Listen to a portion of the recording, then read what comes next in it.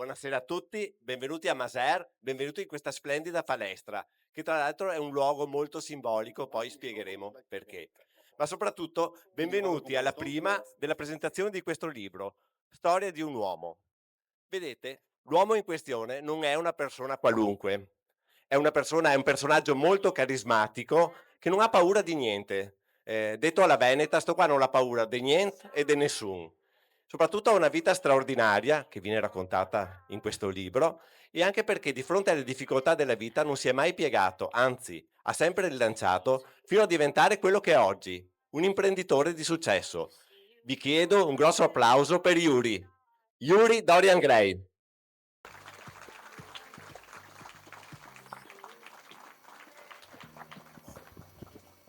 Ciao Yuri, io sono qua da Ciao. un'ora, però è sempre che lavora, che gira, ha già cambiato 3 camicie perché continua a sudare. È una roba incontenibile quest'uomo. Ma sono abituati con me, quindi chi mi conosce sa quante camicie sudo io.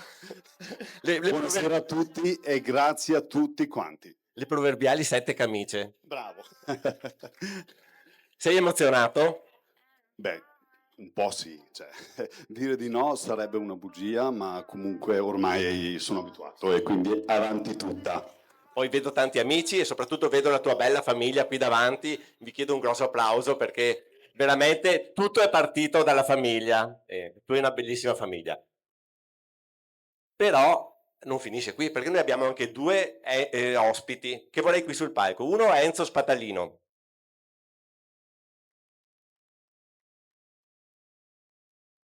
E il secondo ospite è Mirko De Carli.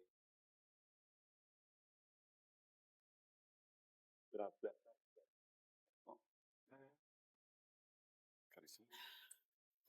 Non avrebbero bisogno di presentazioni, però io ve li presento lo stesso. Enzo Spatalino è opinionista e giornalista, lo vedete spesso in TV discutere e commentare di politica e di attualità, ma lui lo fa senza peli nella lingua, è uno che non fa mai prigionieri. Assolutamente no. Buonasera ai presenti. Vi ringrazio di cuore per la vostra partecipazione. Vi prego solo di scusarmi per la gola, ma ho avuto un piccolo intervento chirurgico e quindi sono un po' convalescente. Vi prego di scusarmi. Grazie, invece che sei qui. Poi c'è Mirko De Carli, portavoce nazionale del Movimento della Famiglia, questa associazione che mette in rete tutti i movimenti che si occupano della famiglia e portano avanti le tematiche care alla famiglia. Perché vedete, nella nostra società, soprattutto qui in Italia, la famiglia è molto bistrattata. Per fortuna che ci sono loro che cercano di portare avanti le esigenze delle famiglie. Perché dalle famiglie parte tutto. Con le famiglie che funzionano, la società funziona. Grazie di cuore a Yuri per l'invito, essere qui insieme all'amico Enzo è un grande piacere, ma soprattutto credo che abbiamo l'opportunità di raccontare che i valori che noi testimoniamo e che portiamo non sono carta straccia, ma si incarnano nella vita delle persone. La storia di Yuri, che ho avuto il piacere di conoscere, leggere e di approfondire nella prefazione, che se prenderete il libro leggerete, è una storia di una famiglia, di un uomo che ama i valori della famiglia e per cui sono qui a sostenerlo con coraggio e con affetto. Grazie a tutti. Yuri, io comincerei proprio da loro, che poi tra l'altro possiamo coinvolgerli, possono intervenire in qualsiasi momento. Sia Enzo che Mirko hanno scritto la tua prefazione del libro. Quando scrivi la prefazione di un libro è un po' come lo sposi questo libro, cioè loro ti hanno sposato sotto certi aspetti. Enzo, perché hai accettato questo incarico?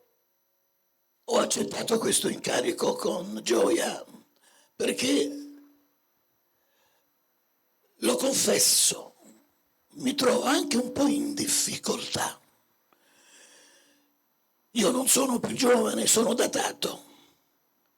Mai, dico mai, avrei pensato di fare la presentazione di un macedone di nazionalità turca, di religione musulmana, che è contento di essere veneto. Mi ha incuriosito questo fatto. Chi mi conosce sa che io non sono ipocrita, ho la brutta abitudine di dire sempre il mio pensiero. Ho cercato di capire le motivazioni che hanno condotto sto ragazzo a fare tanta strada, perché ha avuto un excursus difficile, costellato di difficoltà, ha superato tante forche caudine, è arrivato qui nella provincia di Treviso, ha creato un qualcosa di meraviglioso.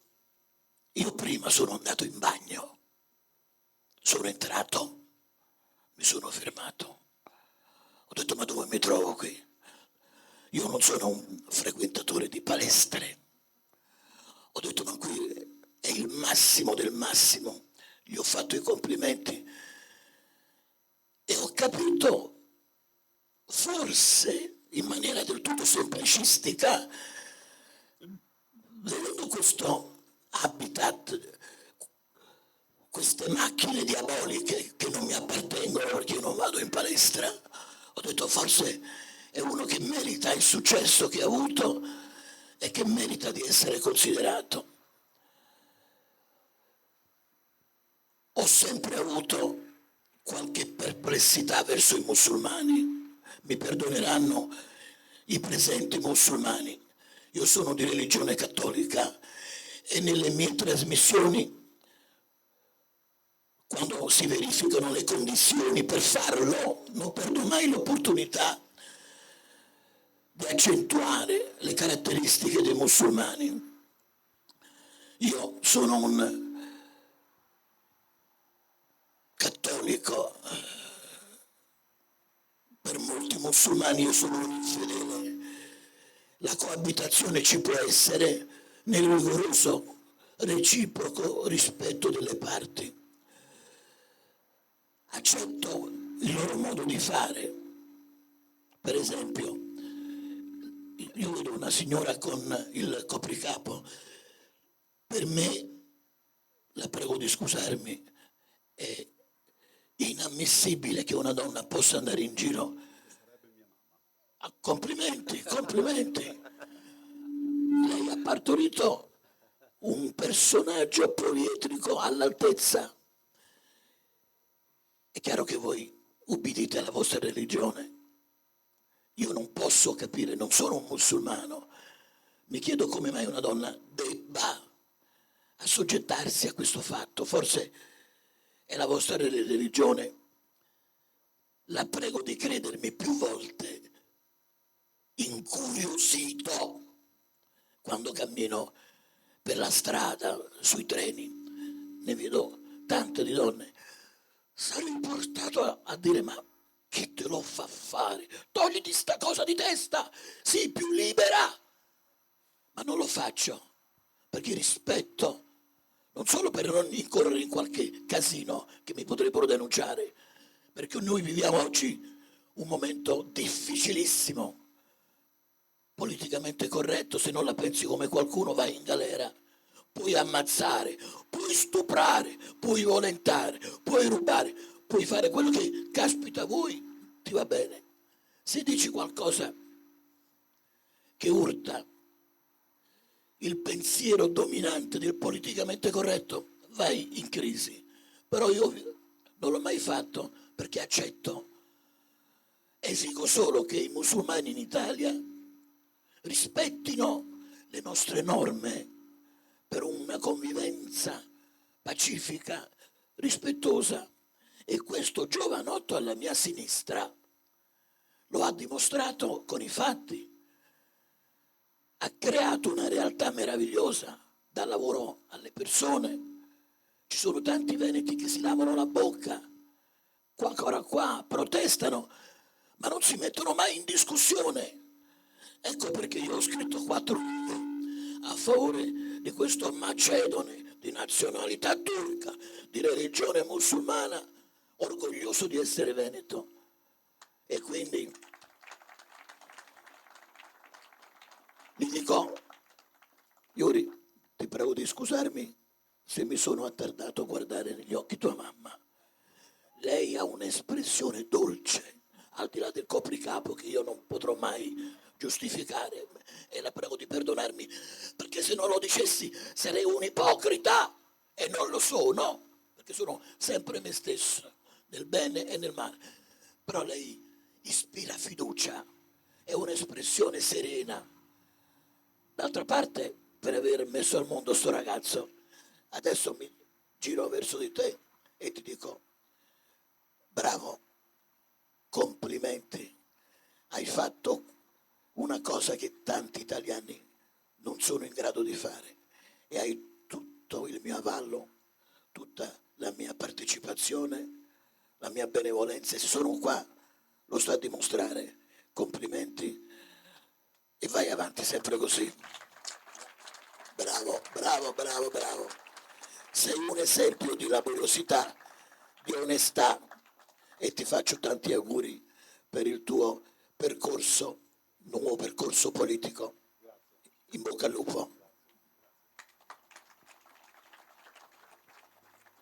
Grazie Ezio, vi avevo detto che non aveva peli sulla lingua. Certo che di tutte le persone che c'erano hai beccato la mamma di Yuri, grandioso. Mirko, e tu perché hai accettato questo incarico? Io ho accettato una cosa come questa perché ho conosciuto Yuri e ci siamo guardati nelle palle degli occhi.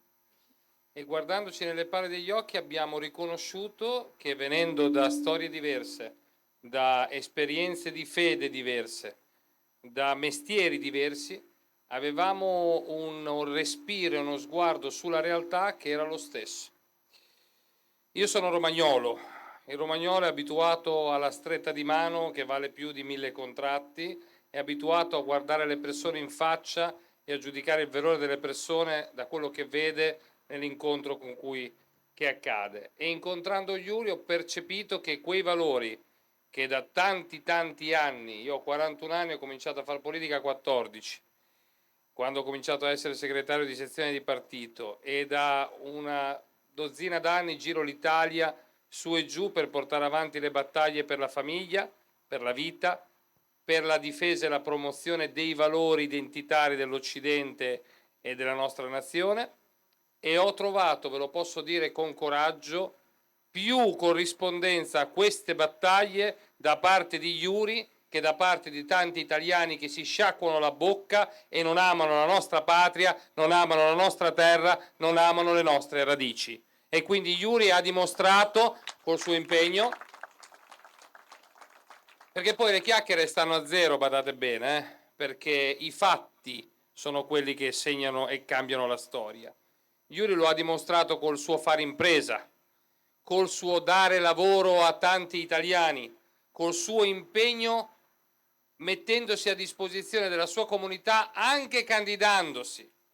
Perché badate bene che Yuri poteva farsi gli affari suoi, poteva far soldi, portarli dove voleva lui, farsi la bella vita e fregarsene della terra che lo ha accolto, della terra che gli ha permesso di poter costruire un'impresa, di poter avere un futuro per sé, per la sua famiglia e per i suoi figli.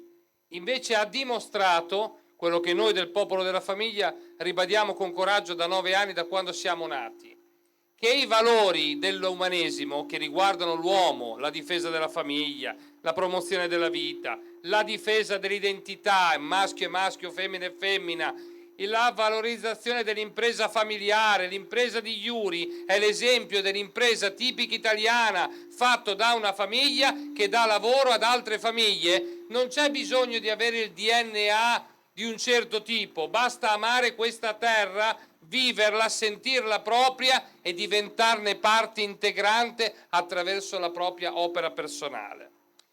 Io andavo dicendo anni fa che un tema fondamentale era quella di costruire un Islam occidentale. L'ho sempre detto, perché il problema è tante volte nella storia il rapporto che la fede ha con delle dinamiche di violenza, con delle dinamiche che non accolgono quelli che Enzo correttamente ha detto sono i valori che l'Occidente, tramite la sua storia, ha fatto suoi e ha portato nel mondo. Io credo che la storia di Yuri possa essere uno slogan di tutto questo, perché ciò che Yuri ha fatto, ciò che Yuri propone, ciò che Yuri vorrà fare, perché questo ragazzo vi sorprenderà, incarna profondamente questo concetto, perché se noi siamo capaci di unire determinati valori, faccio un esempio, io non credo che le comunità islamiche presenti in Italia possano accettare che le nostre città siano completamente, continuamente stuprate e violentate dai gay pride, completamente stuprate e violentate da manifestazioni che vogliono ideologizzare i nostri bambini col gender. Allora dobbiamo stare sui temi per superare le divisioni e per far sì che quelli che sono gli elementi divisivi diventano delle opportunità di incontro.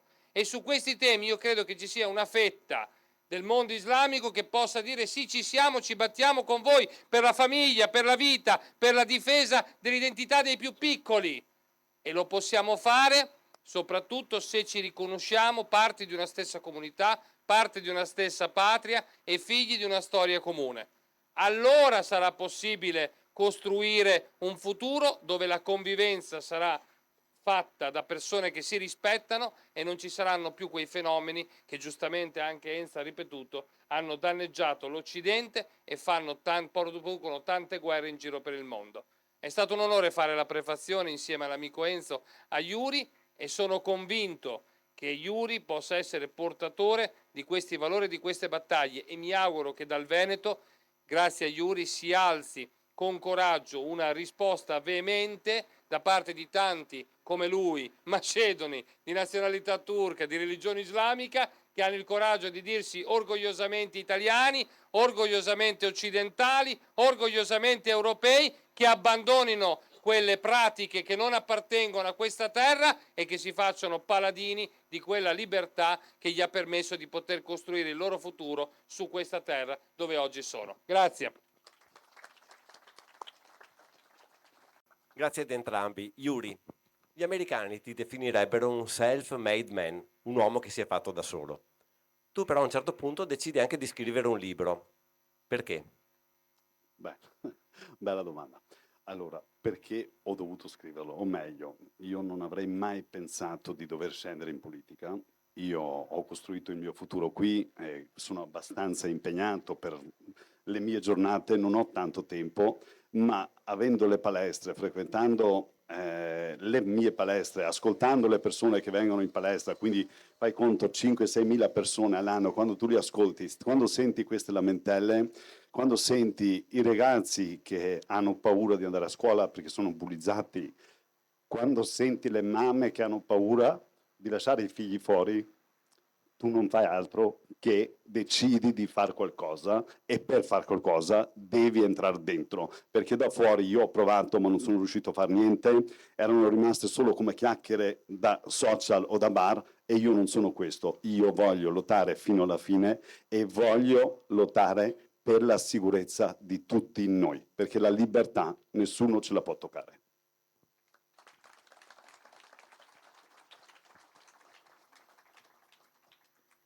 All'inizio ti definisci macedone, di nazionalità turca e religione musulmana, orgogliosamente veneto. Non ti sembra un controsenso? Ma io sono un controsenso.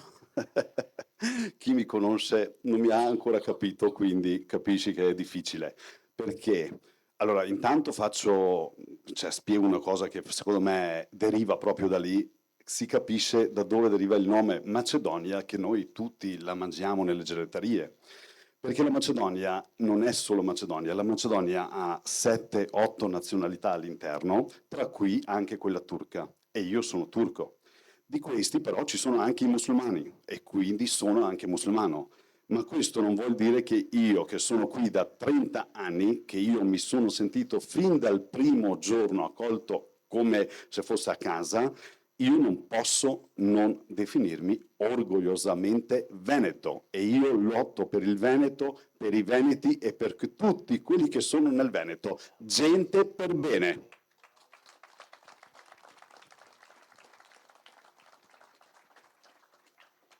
In Veneto non ti regalano nulla, soprattutto se non ti chiami Tony o Beppi, però poi quando ti capiscono ti danno anche il cuore. E Ecco, questo è proprio per questo ho deciso di scrivere il libro, perché appunto io quando sono arrivato nel Veneto sono venuto per giocare a calcio, poi purtroppo è successo infortuni, quindi non è andata bene, allora sono finito in palestra per fare riabilitazione, mi appassiono alla palestra, comincio a lavorare in una fabbrica insieme ai miei familiari e comincio contemporaneamente a frequentare la palestra. Mi appassiono e poi finisco in palestra. Questa palestra qui, dove iniziò tutto, nel 2010, io prendo la palestra, però sapendo come sono i Veneti, ma non per colpa dei Veneti, ma per colpa di chi ha creato tutti i casini che hanno potuto creare, quindi i nostri connazionali o certi stranieri che io li definirei solamente delinquenti, perché non sono stranieri, sono delinquenti, i Veneti giustamente pensano male dei stranieri. Allora io, avendo preso un'attività dove hai a che fare con le persone, non puoi, ho pensato, dopo non lo posso sapere, però penso che sia così, ho detto io non posso dichiarare chi sono. Io sono Yuri perché era il soprannome del calciatore e poi ho sfruttato il nome Dorian Gray della palestra, che comunque è un nome particolare, io mi ritengo una persona particolare, ho detto bene, da oggi in poi io mi chiamo Yuri Dorian Gray e questo è stato il mio nome fino a quando praticamente io ho deciso di scendere in politica. Nel momento quando io decido di scendere in politica, lì non posso fare a meno, devo dire la mia vera identità, perché è giusto così. E allora a quel punto ho pensato, ma la gente che fino adesso mi conosceva come Yuri Dorian Gray e era convinta che Dorian Gray è il mio cognome, cosa farà adesso? Non capirà nulla.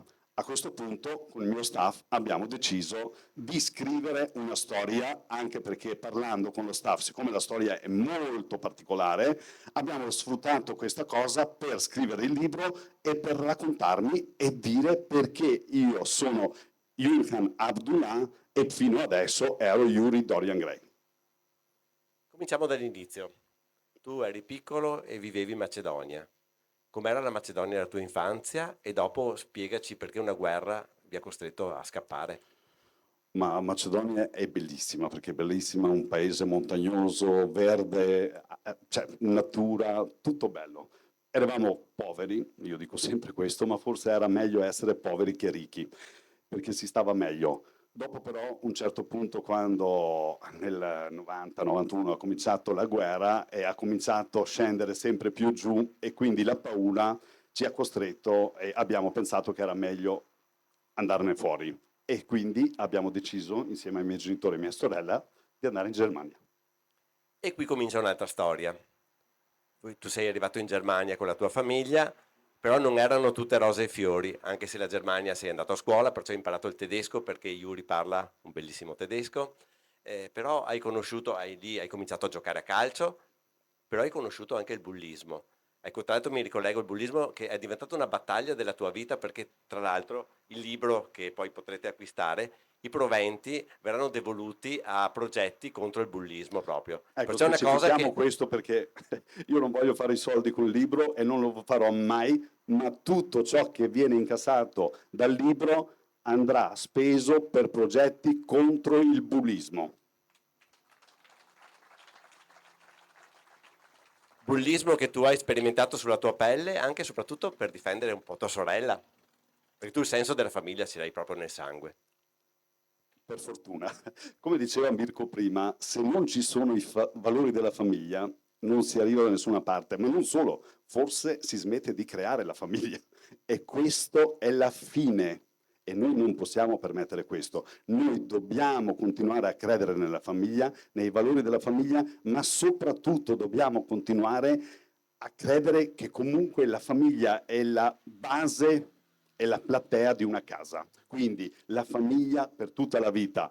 Non tutti poi purtroppo siamo fortunati, cioè io mi sento veramente fortunato perché la famiglia a me è stata molto vicina, sia quando sono stato male, sia quando sono stato bene, però giustamente non tutti non possono avere questo, ma comunque possiamo essere d'esempio per tutti quelli che non credono nella famiglia. Per collegarmi un po' al discorso Germania, noi arriviamo in Germania, beh, io avevo 12 anni, mia sorella 11, beh, io 11-12, lei 9, arriviamo in Germania. Allora, voglio precisare una cosa, noi siamo arrivati in Germania e siamo stati accolti dai tedeschi come Dio comanda, con le regole, quindi è quello che io vorrei che succedesse anche in Italia. siamo stati accolti, siamo stati sistemati, ci hanno dato tutto ciò che doveva essere dato a una famiglia che scappa da una guerra, cioè non è che andavamo in albergo come qua, ok? Che tra l'altro prendono i soldi per l'albergo ma dopo non li danno. Quindi siamo stati sistemati in una stanza, abbiamo vissuto insieme, però quando sei in difficoltà questo è tanto, perché almeno non c'era il pericolo della guerra. Eravamo in tantissimi, quindi ci siamo integrati, ci hanno dato comunque l'aiuto economico perché là non ti lasciano per strada, ecco questo è un paese con le regole per me, perché loro ti tengono sotto controllo ma non ti lasciano neanche morire di fame o per strada, loro hanno tutto sotto controllo. Dopodiché cominciamo, allora intanto loro appunto davano l'aiuto economico dove la mia famiglia però ha rifiutato fin dall'inizio, ma si sono messi a lavorare perché lavoro è un valore e quindi quando uno può lavorare deve lavorare e non deve approfittare di un paese che comunque ti dà un aiuto, ma se tu puoi evitarlo lo devi evitare perché quell'aiuto può finire a gente che veramente ha bisogno. È quello che non succede qua in Italia purtroppo. Poi che succede? Succede che cominciamo con la scuola e lì arriva un momento difficile.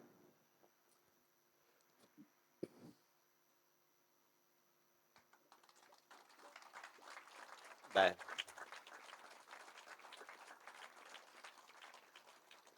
vi garantisco che leggendo il libro queste cose le percepite, anche questa emozione che ha Yuri in questo momento, perché la sua non è una vita comune. E Facciamogli un altro un grosso applauso e abbracciamolo con un applauso. E questa sua commozione lo fa quell'uomo vero che è, perché anche da queste cose si capisce che persona è Yuri. Un sorsento d'acqua. Penso che per nessuno di noi sia semplice tornare in certe fasi delicate della propria vita. Lui l'ha fatto pubblicamente con un libro, perciò veramente Yuri, grazie. Scusate, ma insomma lì conosco il buddismo.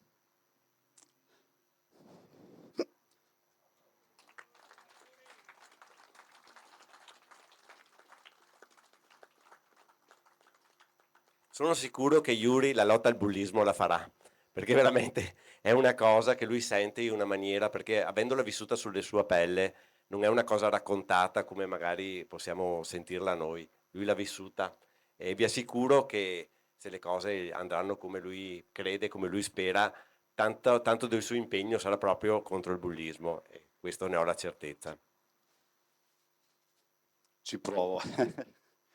Chi mi conosceva come un vero uomo, anche gli uomini piangono. Per fortuna.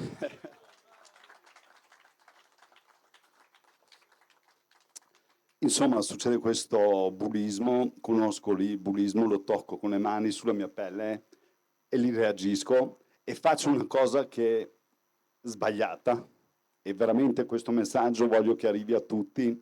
Dico anche a mia sorella di non parlare con nessuno. E lì ho sbagliato. Ho sbagliato perché volevo difenderla io, non volevo creare pensieri ai miei genitori, però non si risolvono le cose non parlando, ma bisogna parlare, perché ho scoperto veramente in questi anni che ci sono tantissimi, tantissimi bambini che soffrono, che non parlano, che subiscono e questa cosa non va bene e io se mi sono messo a lottare contro il bullismo, contro la violenza è proprio per questo motivo qua, perché è veramente un fenomeno brutto, brutto, brutto. Io non auguro a nessuno e io veramente porterò avanti fino alla fine questa battaglia. Finché io posso, io lotterò e non mi fermo. Grazie Yuri. Dicevi in Germania le regole le fanno rispettare, tant'è vero che una notte all'improvviso van preso, van caricato su un aereo e vi hanno riportato a casa. Che esperienza è stata questa? Ma allora, mio padre era al lavoro, sabato era la mattina alle 6:30, bussano sulla porta e mio padre aprite, pulizia, a posto. Che problema c'è? Perché alla fine noi eravamo integrati, noi stavamo bene, noi abbiamo rappresentato tutta quella comunità che erano di 300 famiglie lì dentro, noi le abbiamo portato avanti. No, mi fa non c'è nessun problema, solo che è arrivato il momento che voi dovete tornarvene a casa. E io gli faccio, guarda che mio padre è al lavoro, niente, mi fa nessun problema, lo aspettiamo, però questo è la legge in Germania e va rispettata. Hanno provato, non nascondo di tutto, anche i poliziotti, però non si riusciva a cambiare niente. Insomma, il fatto sta che alle 6 mattino noi ci siamo svegliati, abbiamo raccolto quello che si poteva raccogliere in 2 o 3 ore, perché alla fine non è che potevamo fare più di tanto. Tutti coloro che erano vicini a noi ci hanno rassicurato che ci avrebbero mandato la roba poi dietro, infatti così è successo, perché 4-5 tedeschi sono arrivati dopo 2 settimane in Macedonia, ci hanno portato la roba e questi ci hanno portato con, cioè comunque educazione, ripeto, non c'era nessuna violenza, ma senza violenza la legge va rispettata. Ci hanno accompagnato, ci hanno caricato nell'aereo e i passaporti ce ne hanno consegnato in Macedonia. Qui comincia un'altra storia, perché tornate a casa, però la Macedonia non è un posto dove progettare un futuro. La guerra ha peggiorato, la situazione non l'ha sicuramente migliorata. E qui c'è una figura cardine della tua vita, che è tuo padre, che è qui davanti a noi, perché noi veneti diciamo che dal zoc viene fuori la stea, perciò da tuo papà sei venuto fuori tu. Tuo papà torna a partire per dare un futuro migliore alla tua famiglia e decide stavolta di venire in Italia, a Crespano. Bravo. Noi torniamo, giustamente proviamo. Allora, in realtà io la povertà l'ho vissuta, diciamo, bene, perché comunque la mia mamma faceva la sarta, quindi facendo la sarta del paese non sono mai mancati soldi, quindi noi a differenza di qualcun altro, magari ancora più povero, stavamo meglio, però quando sei in Germania, quando vedi un'altra realtà, poi fai fatica a tornare indietro. Quando siamo tornati indietro, mio padre ha detto no, basta, adesso io faccio un altro viaggio. È partito per l'Italia, è partito da solo, che c'era qua suo fratello, a Crespano, hanno fatto come tanti, diciamo, quando arrivano si mettono insieme 4-5 amici in un appartamento, hanno lavorato, ha pagato quello che c'era da pagare e dopodiché comunque decide di prendersi una casa, ha fatto le carte per tutta la famiglia e ci ha invitato anche noi, dove che però io nel frattempo ho continuato con il calcio e si è aperta una possibilità in Macedonia, quindi giocavo in Serie B, poi c'era la Serie A che mi voleva e allora io ho detto io voglio rimanere qua, voglio provare questo mio sogno di realizzarlo perché veramente era un sogno. Poi partono mia sorella e mia mamma, quindi un altro distacco, loro vengono qua e vengono a abitare al Casella d'Asolo. Dopo però i giorni passano, i mesi passano e a un certo punto io stavo per compiere i 18 anni. Allora mio padre mi fa adesso però devi decidere, perché o vieni adesso o poi non posso più farti le carte. E allora lì sei davanti a una scelta che ci pensi e devi decidere. Io ero giovane, però i miei genitori mi hanno sempre lasciato carta bianca, ho sempre deciso da solo e a quel punto io decido di venire in Italia. E quindi prima del 18° compleanno io sono arrivato in Italia, quindi sono ormai 30 anni. In Italia non te ne stai con le mani in mano, non vai in giro per i bar, non aspetti i sussidi dello Stato, ti metti a lavorare, prima come operaio e poi come imprenditore. Ma anche qui, nonostante che tu in breve tempo riesci a avere successo, però la vita non è con te tanto tenera, perché poi una crisi del mercato immobiliare, del mercato soprattutto edilizio, ti riporta indietro, tutti i tuoi sacrifici svaniscono.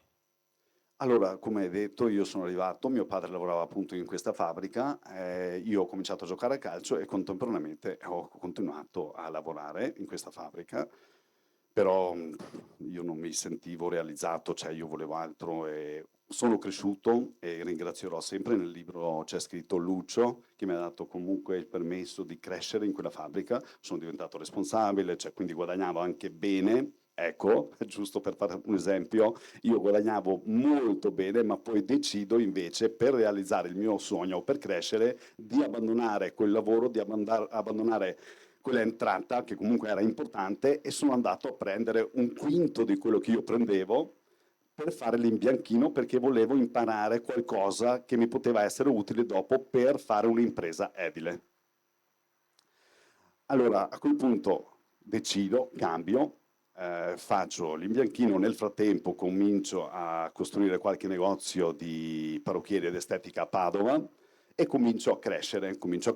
A quel punto la prima persona che viene con me è mio padre, perché comunque io sono la testa e lui è quello che crea, che lavora. Siamo partiti con lui, poi siamo cresciuti fino ad arrivare a 30 persone nell'edilizia. Nel frattempo io mi allenavo in questa palestra qua, che ormai era come il grande fratello, andavano via un po' tutti quanti, stava fallendo, e quando ho sentito che la palestra era in vendita, allora io stavo bene economicamente e ho comprato questa palestra qui. Continuando però a fare il mio lavoro edile, perché la palestra l'ho lasciata a chi di dovere, che saluto molto, una certa Lorena, che mi è stata vicino fin dal primo giorno, e vado avanti con l'edilizia allora, la palestra compro 2010, vado avanti, tutto bene, tutto economicamente bene, di salute, tutto a posto, arriva 2013, c'è il crollo dell'edilizia e lì in un mese perdo, non faccio numeri, ma perdo un sacco di soldi e rimango per terra.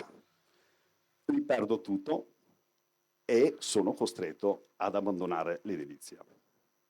Però ti rimanevano le palestre. E qui dividiamo in due parti questa storia delle palestre. Tu arrivi alla palestra perché sei costretto a una riabilitazione ad un infortunio, però poi tu lo cambi il mondo delle palestre perché fai della palestra un luogo di incontro, un luogo dove tu lanci dei messaggi come contro il bullismo, un luogo soprattutto dove la gente viene non tanto per ingrossare i muscoli, ma quanto per star bene. Ci parli della tua filosofia che hai messo nelle tue palestre? Allora, nel frattempo, come dicevo, avevo questa palestra perché era una palestra all'epoca e non mi è rimasto altro. Sono riuscito a salvare solo questa palestra. Ho perso tutto. Quindi da Possagno io per 2 mesi venivo in bicicletta. Avanti, indietro, Quanti chilometri sono? 17, 15-17 chilometri, quindi però ci sono un po' di salite, era dura, però facevo sport, ecco, guardavo il lato positivo, quindi facevo sport. Venivo in palestra perché appunto avevo perso macchina, avevo perso casa, avevo perso tutto. Unica cosa che ho salvato è stata questa palestra qui e da qui dopo è ricominciato tutto. Cioè, quindi guarda com'è un po' la storia, nel senso, ho soldi, compro la palestra, ma la compro perché mi piace, perdo quell'azienda, quell'impresa che mi faceva fare i soldi, poi ritorno in palestra.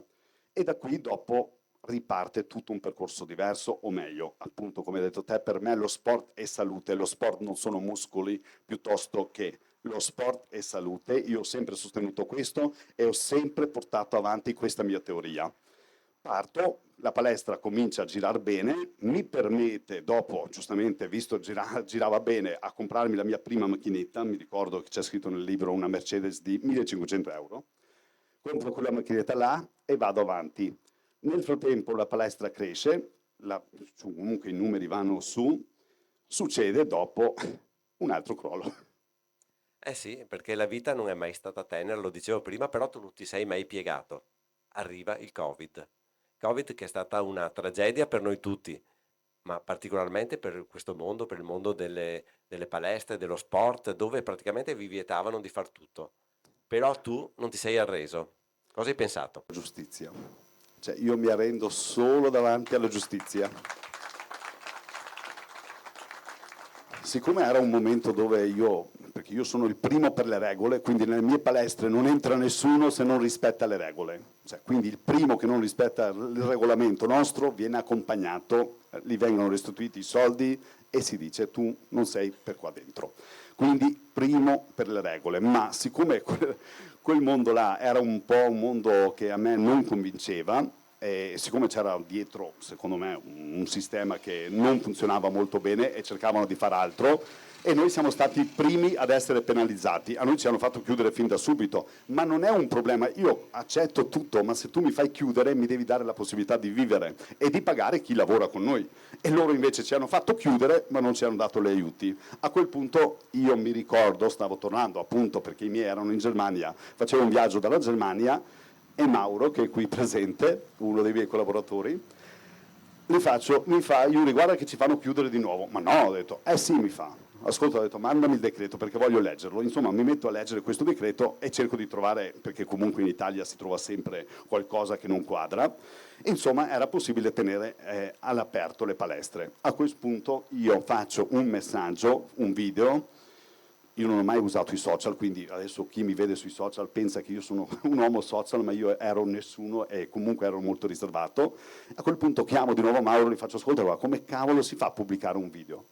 E Mauro, tutto sorpreso, mi fa: ma cosa fai con questo video? Non ti preoccupare. Insomma, ho fatto questo video di sfogo e dove ho informato tutti che io il lunedì tenevo la palestra aperta e non chiudevo, e così ho fatto.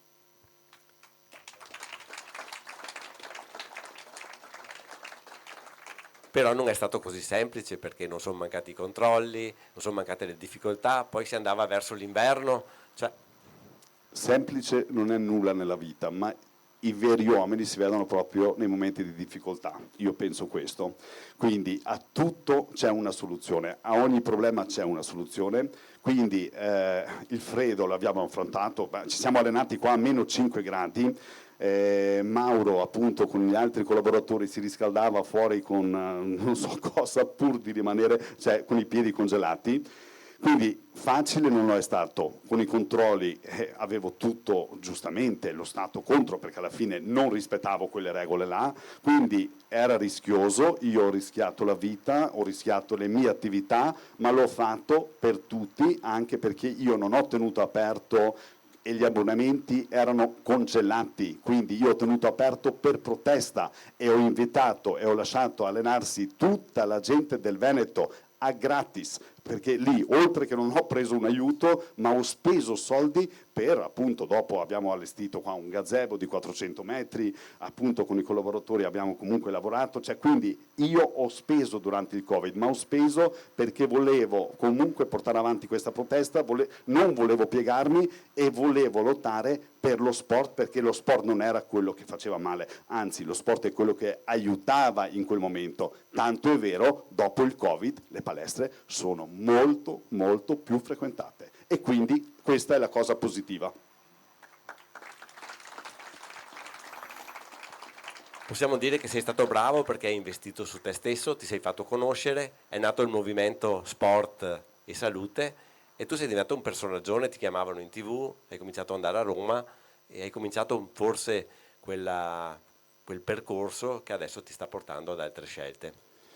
Ma sai, allora io quando faccio le cose non programmo mai nulla, li faccio d'istinto e come ho detto prima, quando le cose non sono giuste io reagisco e non mi piego. Quindi io tutto ciò che ho fatto lo facevo perché credevo che non era giusto quello che veniva comunque eseguito da qualcuno. Quindi facendo quello, giustamente, usando i social perché erano unica maniera per comunque comunicare con le persone e dare informazioni, usando questo movimento che tu hai detto, lo sport e salute, perché dopo noi abbiamo manifestato, io sono andato in giro in tutta Italia, da Sicilia a Milano, noi abbiamo fatto a Milano 10.000 persone di manifestazione, quindi io ho manifestato, ho portato avanti le mie battaglie, ho fatto quello che ho fatto e lì la gente mi ha conosciuto e ha capito come sono. E quando la gente ti conosce e capisce, allora lì ti appoggia, ti ammira e ti sostiene. Quindi tutto quello poi dopo il Covid, quando purtroppo tanti dei miei colleghi hanno dovuto chiudere perché non era facile, io ho aperto un'altra palestra che è la seconda a Vidor, su richiesta delle persone che frequentavano durante il Covid la mia palestra, che erano da quelle parti lì. Per la tua discesa in campo, scusami, vai, sai che puoi intervenire quando vuoi.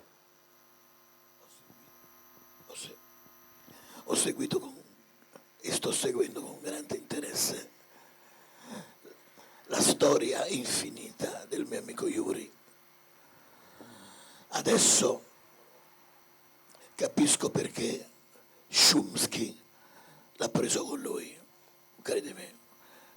Adesso mi sono reso conto dei reali motivi perché il mio amico il dottor Chomsky ti ha preso nella sua coalizione. In bocca al lupo. Beh, a questo punto spiegaci, sei tu che hai scelto Chomsky o Chomsky che ha scelto te? Allora, infatti, durante quelle manifestazioni io ho sempre creato, ho cercato di creare, di unire perché comunque eravamo in tanti, perché eravamo io che portavo avanti la battaglia per lo sport, c'era appunto Eric Grimaldi che portava avanti la battaglia per la sanità, poi c'erano altri che portavano avanti per quanto riguarda i ristoranti. Io ho sempre cercato di creare una unione, perché per me, e il mio slogan è sempre stato, è l'unione che fa la forza, e cercando di fare questa unione, creare questa unione, ho conosciuto prima Eric Grimaldi, e dove abbiamo portato comunque avanti questa nostra battaglia insieme durante le manifestazioni, e lì conosco Chomsky. E quando conosco Chomsky capisco che comunque è un uomo, un medico di una volta, come si sa dire, perché comunque è un medico che visita i pazienti di persona e non online, e soprattutto aiuta le persone. Quindi lui ha aiutato tutti, e non solo quelli di Treviso, ma tanta altra gente, e ha pagato, bravissimo, sulla sua pelle, perché lui è stato radiato, ma anche lui, come me, non si è piegato, anche essendo radiato, ha portato avanti comunque la sua battaglia. E questi sono gli uomini che noi nel Veneto, in Italia e ovunque abbiamo bisogno, di uomini veri. Quindi ti rispondo, allora, io non nego che comunque c'è stato anche più di qualche partito che mi voleva, come diceva Enzo, perché comunque c'è una storia dietro, c'è un personaggio e tutto quello che vuoi, ma io non ho accettato nessuno, ma perché io non sono abituato a fare ciò che mi dicono di fare, ma io faccio quello che io credo, e Chomsky fa quello che lui crede, e i nostri obiettivi sono gli stessi. Ecco perché quando mi ha chiamato e mi ha detto che aveva bisogno di me, per te ci sono, ho detto. Altrimenti non sarebbe orgogliosamente veneto. Grande Enzo. Bravissimo. Yuri, mi permette, alla fine del libro ci sono delle persone che hanno voluto scrivere qualcosa su di te, perché sono dalla tua parte, perché ti sono vicine. Posso leggerne un paio? Volentieri. Dunque, cominciamo da Rino Cunial, non so se è presente. Non lo so. Eccolo là. C'è. Ecco, Rino, io non c'entro. Alzati un attimo, Rino.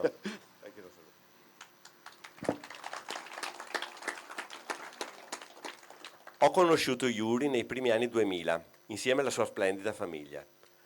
Ricordo ancora quando si trasferirono vicino a casa di mio padre. Papà, mamma, persone solari, rispettose, umili e grandi lavoratori. Fin da subito si respirava in loro un'aria di genuinità e forza. Yuri ha preso da loro, ha sempre avuto uno spirito determinato e positivo. Nel corso degli anni ho visto Yuri crescere, mettersi in gioco, costruire il suo futuro con impegno e visione. Con grande determinazione ha intrapreso la strada dell'imprenditoria, fondando la sua impresa edile, un progetto che non solo ha dato lavoro a tante famiglie, ma che ha sempre messo al centro l'umanità e il rispetto. Yuri ha saputo creare un ambiente in cui si lavora con dignità, e questo lo rende un imprenditore diverso e speciale. Anche nei momenti difficili, quando la vita gli ha messo davanti gli ostacoli non semplici, ha trovato la forza interiore per rialzarsi, reinventarsi e andare avanti. Sempre con il sorriso, sempre con quella luce negli occhi che trasmette energia e fiducia. Mio padre, che lo stimava molto, diceva sempre: Yuri è una macchina da guerra. Ed è proprio così, forte, instancabile, con un cuore grande, generoso anche nel silenzio, si è sempre impegnato in attività di beneficenza, senza cercare riconoscimenti, ma solo per il piacere di fare del bene. Sono felice di averlo incontrato sul mio cammino, orgoglioso di poterlo chiamare amico. La sua presenza ha arricchito la mia vita. Grazie di cuore, Yuri, per quello che sei e per tutto quello che fai. Un grande abbraccio. Grazie Rino. Il secondo è di Stellina, imprenditrice della ristorazione, non so se c'è anche lei. Mi sa che non c'è. Caro Yuri, scrivere queste parole per te, sapendo che troveranno posto in un tuo libro, è per me un onore e un gesto che custodirò nel cuore. Ci siamo conosciuti per caso, quando ancora tutto era solo un'idea, un progetto, forse un sogno in fase embrionale. Eppure, fin dai primi scambi, ho capito che in te c'era qualcosa di diverso, quella scintilla rara che appartiene a chi sa trasformare una visione in realtà. e farlo con concretezza, determinazione e passione. Nel tempo ho avuto modo di vedere come ogni cosa che tocchi in qualche modo fluisce. Non è magia, è presenza, costanza e dedizione. È quella tua capacità innata di stare nelle cose con coraggio e con chiarezza di intenti che pochi possiedono. Sei un uomo di parola e oggi più che mai, in un tempo che spesso si nutre di promesse vuote, questa tua coerenza è un valore immenso. Ciò che mi colpisce ogni volta, e so che vale per chiunque abbia il privilegio di incrociare il tuo cammino, è la forza che riesci a trasmettere. Il messaggio che arriva da te è chiaro, potente, non arrendersi mai. Di fronte a ogni ostacolo riesci sempre a trovare una soluzione, anche quando tutto sembra complesso, perfino impossibile. Hai una capacità quasi incredibile di vedere oltre il problema e di trasformarlo in possibilità. Il tuo avanti tutta non è solo un modo di dire, è un manifesto di vita, un'esortazione a non fermarsi, a credere, a lottare. Hai costruito molto e stai costruendo e continuando a farlo. Le palestre sono solo una parte del tuo percorso, che si sta espandendo anche verso scenari nuovi e stimolanti. Trovo affascinante il modo in cui riesci a portare la tua visione anche lì, con l'obiettivo, ne sono certo, di fare la differenza. E so che ci riuscirai, perché il tuo intento è sincero e perché il mondo ha bisogno esattamente di persone come te, forti, lucide, generose, capaci di guidare e di ispirare. Non ci sentiamo tutti i giorni, ma so che ci sei e so che ci sarai. E credo sia proprio questo a rendere speciale la nostra amicizia, quel legame silenzioso ma vero che resiste nel tempo e alla distanza. Grazie per ciò che sei, per la tua forza e per il tuo esempio. E grazie per avermi permesso, anche solo in piccola parte, di fare parte del tuo viaggio. Grazie. Quando mi hai chiesto di moderare la presentazione del libro, come faccio sempre, ho chiesto una copia del tuo libro, perché me lo leggo tutto e poi decido, perché se valeva la pena avrei fatto la presentazione, altrimenti si può dire anche di no, perché a questo mondo si fanno le cose perché ti piacciono. Posso dire che il libro mi ha colpito, la tua storia mi ha colpito e sono convinto che ne farai tanta di strada, caro Yuri. Giancarlo, più vi ascolto e più mi rendo conto che io ho tutto l'interesse di frequentare sto ragazzo. È una sorta di re Mida, tutto quello che tocca diventa oro. Allora mi conviene per il futuro frequentarlo e stargli vicino. Grazie Enzo. Enzo. Volevo anche precisare e lanciare sempre un messaggio perché, ripeto, i momenti di difficoltà capitano spesso nella vita e bisogna affrontarli, non bisogna piegarsi, bisogna credere nei propri valori, nei propri progetti e bisogna lottare, anche perché in ogni cosa, e io lo faccio sempre, negativa che capita, io cerco di guardare la cosa e trovare quella cosa positiva perché c'è sempre. Quel 2013, che è stato l'anno, diciamo, più difficile, è stato anche l'anno più bello, perché è nato.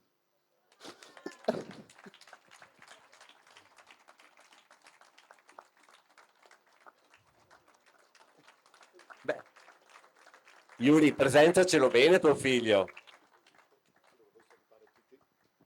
Come si chiama innanzitutto? Mi chiamo Omar. Mi chiamo Omar. E com'è avere un papà come Yuri? È bello. Tutto quello che fa. Girati così che ci riprendo. Fa tutto quello che fa. Guarda, ti dico una cosa, se tu erediti soltanto il 30% della sua forza sei già a posto nella vita, tranquillo. Sì. Saluta anche Enzo. Eccolo qua. Può. Fai e fight. E saluta anche Mirko. Bravo. Buono. Io richiudo con una domanda classica. Qual è il tuo sogno nel cassetto per il tuo futuro? Guarda, sono sincero, di trovare un uomo con i cosiddetti, di poter, perché da solo non si può, di poter arrivare veramente in alto e di riuscire a avere un'Italia come merita, perché perché l'Italia merita tanto, l'Italia per me è il paese più bello che c'è, l'Italia è il paese più ricco che può essere, ma deve essere gestito come Dio comanda, da uomini veri. Volevo salutare anche Carlo Brusadin, che è la penna di questo libro. Giancarlo, quando l'ho chiamato Giancarlo, gli ho detto Giancarlo, perché noi ci conosciamo da anni, e quando abbiamo deciso appunto di dover scrivere il libro, e siccome io faccio le cose sempre all'ultimo, ho detto Giancarlo, ho bisogno di te. Dimmi Yuri, dobbiamo scrivere un libro. Va bene Yuri, e però c'è un problema, abbiamo un mese di tempo, vedi tu. E Giancarlo ha detto Yuri si fa, non c'è problema. E grazie veramente di cuore. Carlo, per Giancarlo sono io, il libro l'ho scritto Carlo. Ormai guarda, però Giancarlo e Carlo, ecco. Signore e signori, un grosso applauso per Yuri. Grazie a tutti, veramente.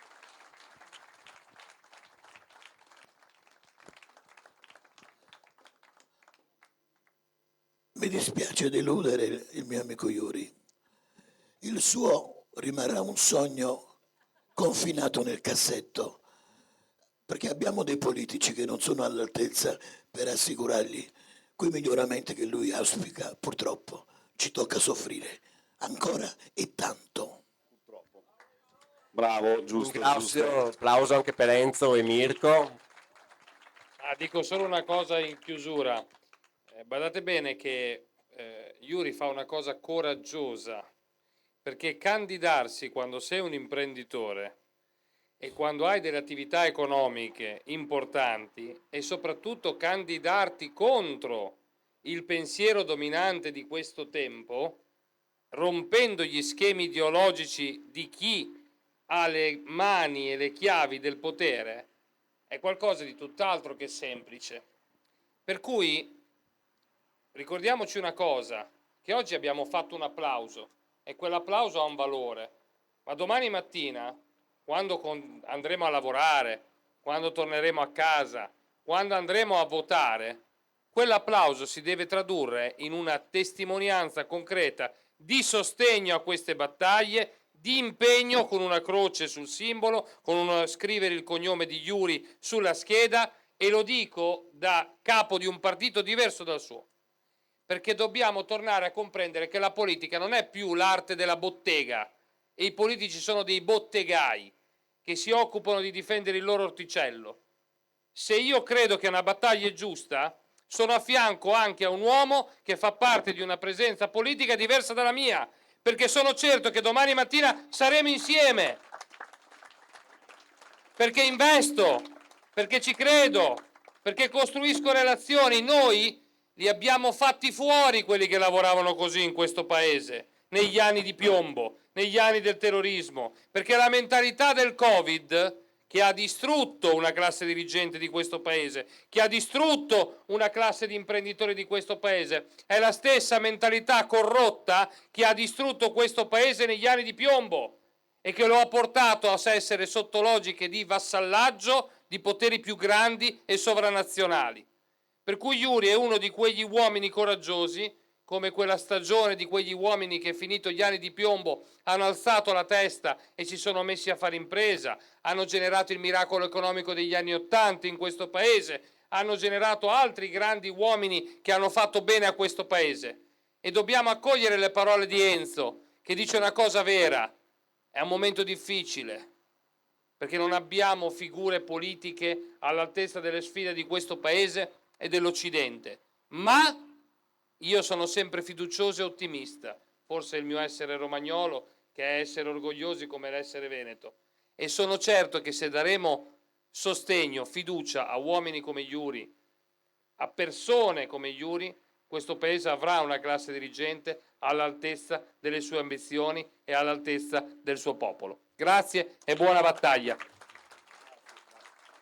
Grazie di cuore di nuovo, grazie a Mirko perché come ha detto è di un altro partito, che però questo non c'entra, perché abbiamo gli stessi obiettivi, lottiamo per la stessa cosa, che tra l'altro lo ringrazio qui pubblicamente, mi ha invitato alla loro festa nazionale e non è da tutti, ripeto, non è da tutti, ma qui si vedono i veri uomini e le vere persone che non guardano colore, religione, partito, ma guardano la persona e per quello che vale. E se ci uniamo tutti, allora qualcosa riusciamo a ottenere, altrimenti purtroppo l'Italia, il Veneto continuerà nella stessa maniera come hanno fatto fino adesso e io su questo non sono d'accordo e se sono entrato proprio per poter cambiare qualcosa, almeno a provare, perché dopo cambiare magari non si riuscirà, ma voglio provare.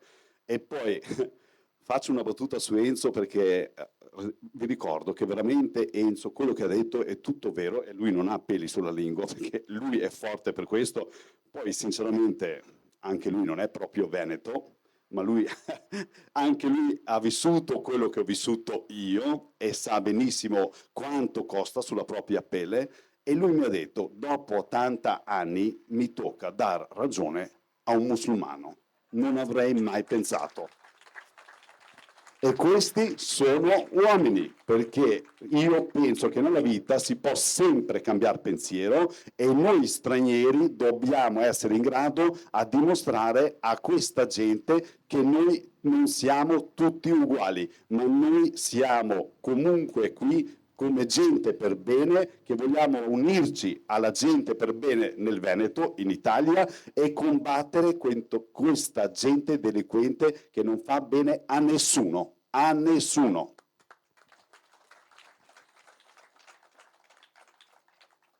In perfetta sintonia con quanto hai detto. Nella vita mi sono reso conto oggi, è proprio vero, c'è sempre una prima volta, nonostante l'età.